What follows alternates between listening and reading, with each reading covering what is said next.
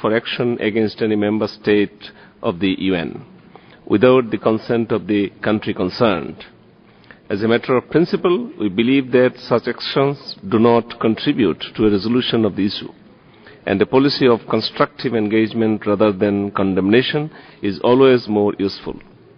Such resolutions usually make little impact on the situation on the ground if the country concerned is not on board.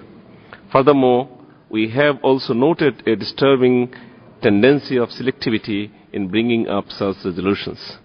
Madam President, Sri Lanka is a country that has been a victim of terrorism for the last 30 years and has only recently come out of the decades-long fight against terrorism.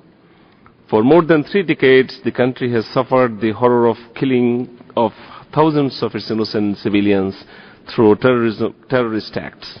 It has also provided important leadership in the international counter-terrorism discourse. Bangladesh itself has been a victim of terrorism from time to time and condemns terrorism in all its forms and manifestations. Countering terrorism and promoting regional and global peace and security is one of our foreign policy priorities.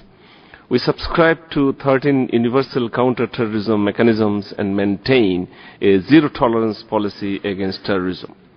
It is in this context that we sympathize with Sri Lanka, a country that is struggling to come out of the scourges of terrorism and bring peace and reconciliation to its people.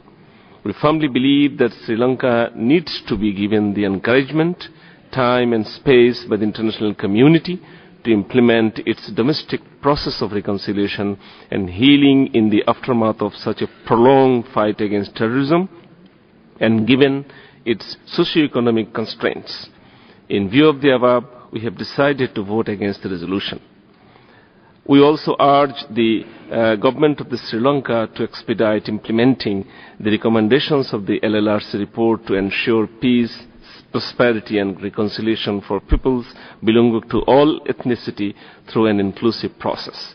We look forward to engage in dialogue with Sri Lanka during its upcoming UPR on its progress in implementation of the reconciliation and peace process. Thank you, Madam Chair.